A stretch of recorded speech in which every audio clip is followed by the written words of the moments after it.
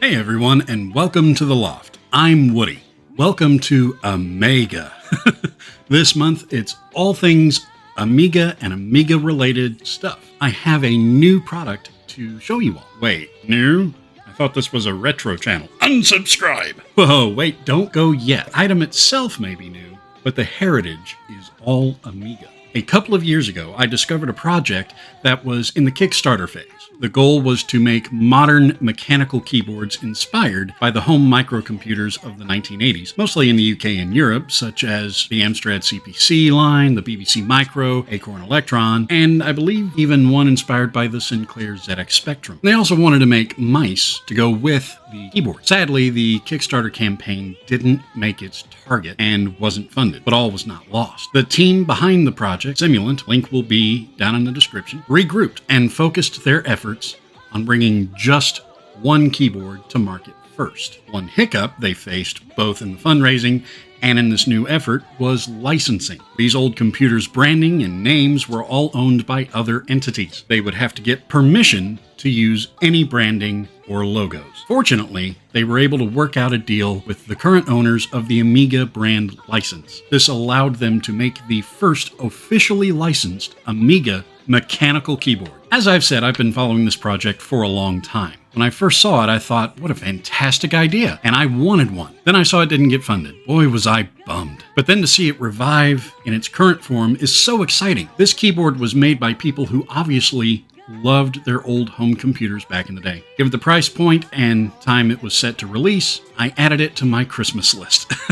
My parents came through. They ordered the keyboard. Unfortunately, it wasn't quite set to go out in the mail. I kept in touch with Jonah over at Simulant and joined the Discord, and I knew it was going to take a while being a homebrew project, so I was willing to wait. From others who had gotten an early access version, I knew it would be worth the wait. Fast forward to March, it finally arrived. I filmed an unboxing, which is the footage you're seeing while I give the background story. Say hi to kiddo. That's Mrs. Woody's son. I committed myself to use the keyboard when working from home almost exclusively during my day job, thus giving me the most hours with the keyboard. Then in preparation for writing this script, I even used it to write this review.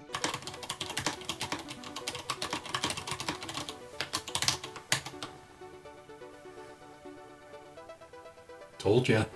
So let's get to it, shall we? First, I have to say, when I first opened the keyboard and felt it, held it in my hand, typed on it, etc., I loved how it felt. It was so tactile, not just in the keystrokes, but also in the texture of it.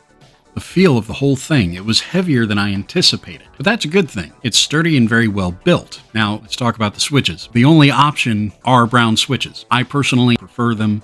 But if you are not a brown switch person, you unfortunately do not have any other option. I did talk to Jonah to see if the key switches were hot swappable, and he confirmed with me that they are not. The switches are soldered to the board. If you were going to change switches, you would have to get into the case and desolder the switches that are currently on there and add your own. That seems a bit much just to get blue switches or red switches or whatever switches you want. If you're looking for a wireless keyboard, this ain't it. Sorry about that. Your only option is wired USB.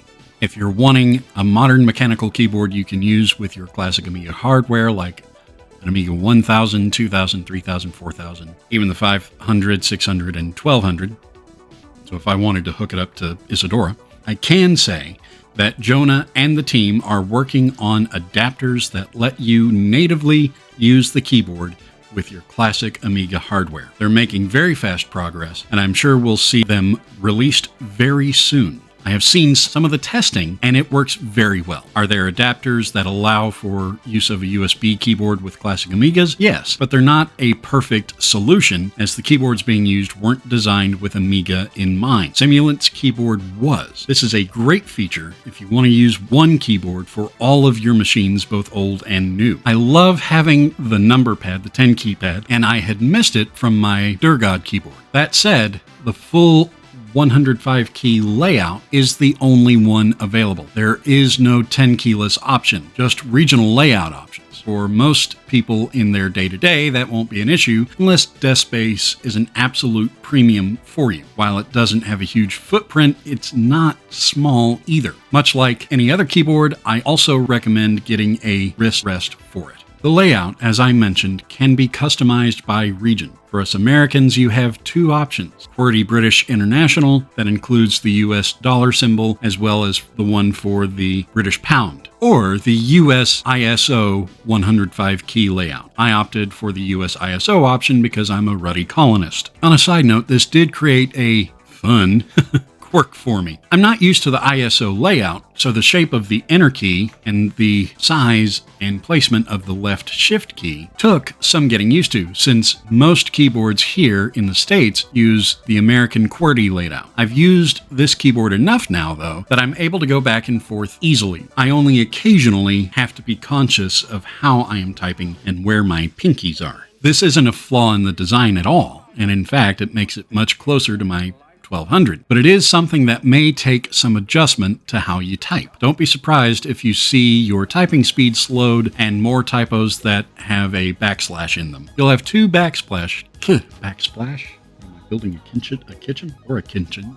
You'll have two backslash keys, one next to the left shift and the other one next to the enter key, and it took me about a week to a week and a half to really get used to it. Back to the typing experience. While it is a mechanical keyboard and it's equipped with brown switches, it's not as loud as brown switches are normally, at least for me. Brown switches tend to be loud for me because I am a heavy typer. I like some resistance and tacticity as a result. So even with normally very quiet keyboards, I tend to make noise. The Durgod had no real sound dampening layer, and the cheapo mech keyboard I've been using for my day job for the past couple of years has even less. This keyboard, though, is quite a bit quieter. I don't get nearly as many complaints from Mrs. Woody about my loud typing. Jonah, she appreciates the fewer headaches. The color of the case and the keycaps, as you can see, is very faithful to the Amiga pedigree. So much so that I've even asked the team if they're ever going to make a version that can be put into an Amiga 500 or 1200. Sadly, the answer is no. Right now, your only color option is the standard Amiga cream, white, and gray, but Jonah told me I could share this nugget along with a picture. Another color scheme option is in development. I think I'll save up for one of those as well, so I have one for my editing desk and one for my work desk. In conclusion, the pros of this keyboard: build quality, typing experience, versatility. It can be used out of the box with a PC or FPGA-based device such as the A500 Mini from Retro Games Limited, and emulation setups. Another pro is brand nostalgia for Amiga. Quieter sound than switches normally are. Due to the build quality, the price, such as it is a bargain. Now the cons: it's not wireless. Switches are not swappable. They're soldered to the board. It's a limited run. If you're going to get one, you may be out of luck for this color scheme, and there are limited color options. Although, as I stated earlier, that may be about to change. The adapter to interface with original Amiga hardware is not yet available, but it is coming soon. While a bargain, like I said earlier, it is still not cheap. And due to it being a small business, deliveries aren't fast, and it can be multiple months for delivery. Overall, this is hands down the best keyboard I currently own. It's genuinely a joy to type on this thing. So much so that I'm considering saving up, like I said earlier, to get the black and gray model. Currently, on the Simulant UK website, the base keyboard runs, when converted into US dollars, runs about $176 before taxes and shipping. If you opt for the US ISO layout like I did, be prepared to add another $30 onto that. As I listed in my cons, it does take a while to arrive after ordering, but it is absolutely worth the wait. Also, I would recommend joining the Simulant Discord. Link will be down below. Jonah's very responsive in there and is happy to answer any questions. Speaking of Jonah, many thanks for the additional information from him and the teaser of what's coming down the line. Another side note, I mentioned Simulant also wanted to develop mice to go with the keyboards.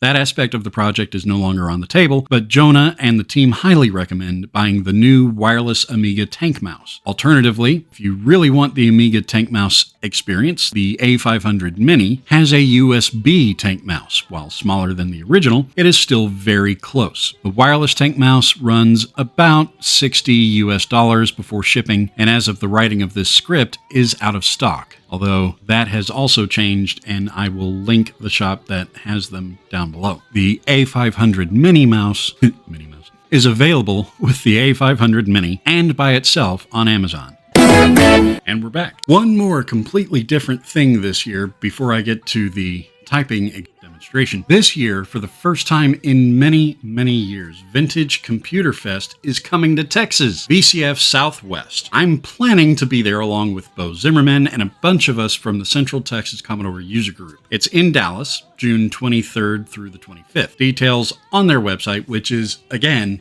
say it with me, down below. Even if you're not close by, tickets are cheap and you'll get to meet a lot of us fellow retro computer weirdos. Again, all links are. Don't forget to subscribe if you're not already. If you are subbed, make sure that the bell is rung so you receive notifications when new videos go up. I'm planning on making more videos. Like, share, and tell your friends to visit us here in the loft. And if you want to interact with me and other lofties on social media, all of those links, you know where to find them. That's all I have this time, except let's do a typing demonstration of the Amiga keyboard.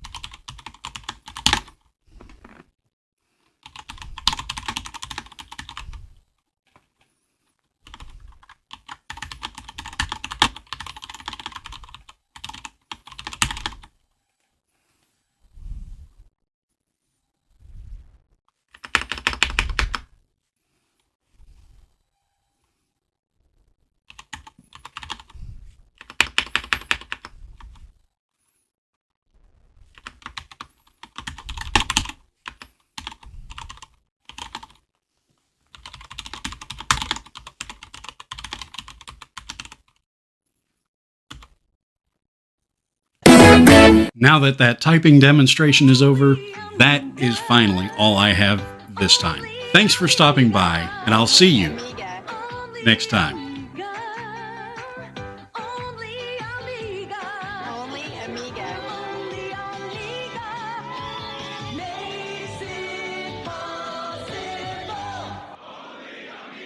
Help support The Loft. Go to patreon.com/C64Woody, click the link down below, and like, share, and subscribe.